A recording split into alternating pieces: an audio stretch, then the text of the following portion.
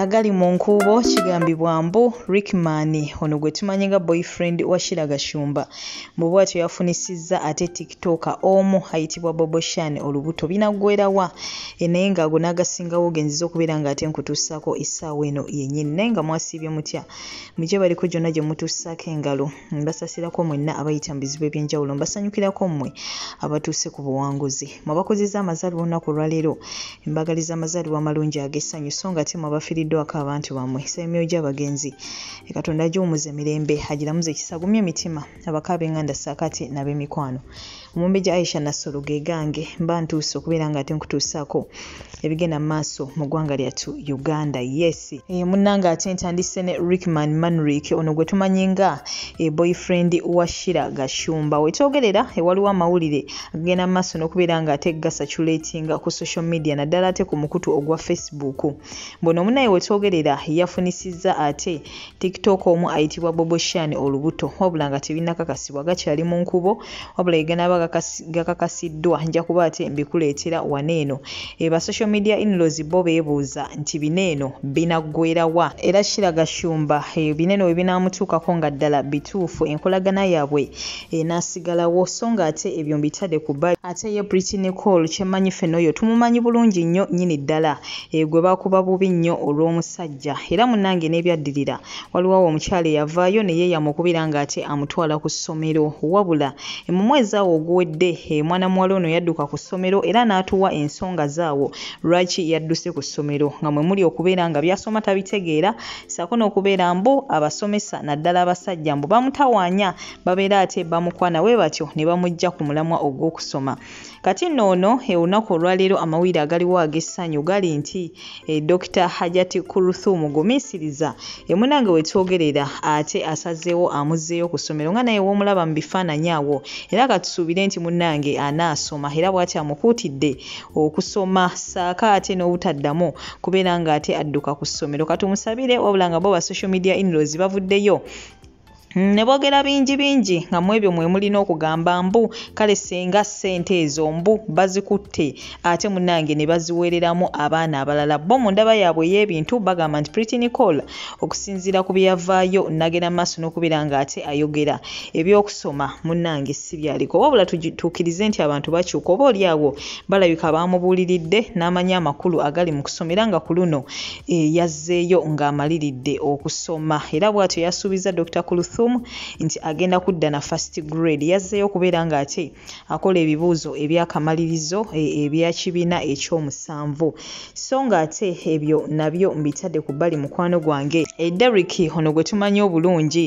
Derrick wa radio gwe twali tumanyi nga boyfriend wa Muna alina ate interview gy'alabikiddemu awo ne kakalaamu da answer era bw'atyo mwatutegeereza mbu tebaagalanangako na Muna mbuwe batyo baali bakola content kinene omunnange kiwuniikiriza abantu bangi abaali bamanyi nti munnange abakulu bano baagalanira nga bavangayo ne mabegakawo mu interview nga batugamba nti bo baagalana biki kwe byali bingi nnyo wabula ate essaawa eno Derrick avuddeyo n'atutegeeza mbu bo baali bakola content era mbu munnange tebaagalanako kati nno munnange ebyo ate nabyo weebityo webiri wabula nga sineeyongerayo mukwano gwange nyongera okujjukiza aba Hypex Studios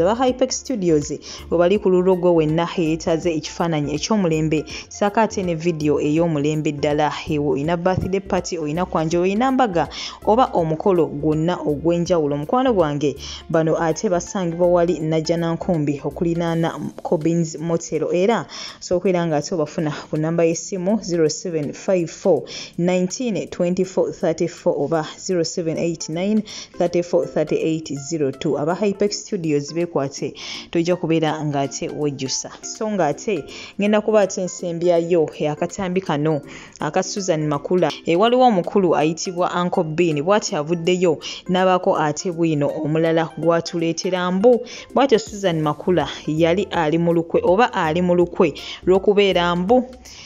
Teddy Bujjingo wakolera divorce ne Pastor Bujjingo nayogera ku by'okubeera nga ate ekkanisa bagigabana sakate n'ebyobugagga bya Pastor Bujjingo ebimu ebirala bumunnange bw'atyo wakubeera nga ate amumiza omusu sigenda kubeera nga ate nnyongerako ebyangu okujjako okubeera nga ate nkulekerako akatambi kanoge ne maaso n'okubeera nga ate okekanya bagamba nti akuddira mu luyimba munnange taluwoomya ddala bineeno bituufu oba Uncle Bean ye yavaayo okubeera nga ate atutunuzaako mu bulamu bwa Susan Makula jjukira nti yali mukwano gwe ow'oku lusegere nga babeera mu nju emu era ng'ebintu ebisinga obungi munnange we batuula ate ne babiteesako so essaawa eno yali mu kuvaayo ate n'atuwa bwino ow'enjawulo akwata ku Susan Makula tumukkiririzeemu oba kankulekereko akatambi kano goodbye for now mukwano gwange toseetuka nga walibaawo omusango ne guwaabibwa Teddy oba ne Bujjingo gwa divorce omulamuzi oyo n'ava n'agamba Teddy mugabane soloti ne kyaki ojja kuba omaze oteeka Teddy kalabba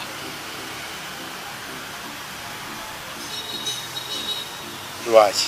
era gano amagezi anti olokoti yebeesalawo tegundi atwala kino na kino kooti bwe eriba esazeewo ekyo Teddy togenda kusukka myezi 2 ng'oli mulamu lwaki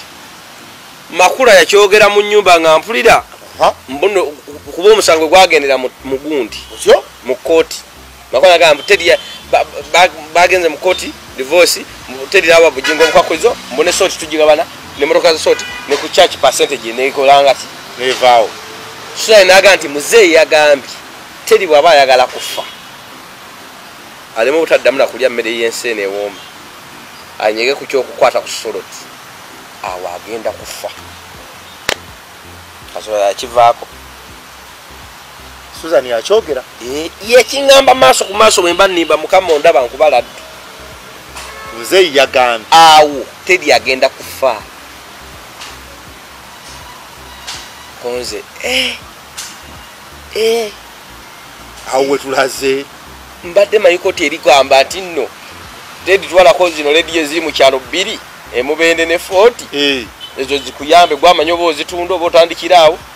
zino zisigale eno ez'Ekampala naye bwe tuba tugenda kugabana ebintu awo Bujjingo yajja n'agamba nti mulooza ndi musirumbu ettaka lina mayumba liri mu mannya gange bulirange ne Susan looya we yamuwabulira bajja bayinza okugattagatta emmaali ne bagamba nti Susan ofuna ssente mmeka nono afuna ssente mmeka ataddeko contribution ya mmeka mu kugulaawo n'ennyumba eri mu ssente mmeka muzeeyi n'asirika teyeddamu binyegako kati ekyo Teddy bw'oba oli mugezi noonya ssente ogulayo kapoloti otekeko obutunda olime naye bw'oligala oba tugabana ebyobugagga n'oteekamu ekigambo osinzira ku nteekateeka laama actually zino senior service zina insurance tandika osavingayo ezinaakuziika ndoli nibatereyo nyaabo ndoli nteekerayo nnyoko ssente anti ne ndoli ayinza oddugenderamu kubanga ayinza okukereyiminga nti ebintu bya maama wedde okukulabula abikasiyatta akiwulira mu maaso gange nga tuli mu nnyumba yakakalaaki eri gye twapangisanga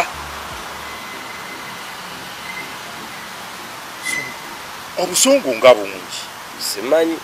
ekyo muzeeyi si yakyogera kyava mu Makula nga nti muzeeyi yagambye mbu mwayogerako mu kugabana ki sooti n'emmotoka Makula ayinamu ebbanga lye wamulabira ayinamu akazi akeesoma n'okulimba tatera kwogera bye batayogedde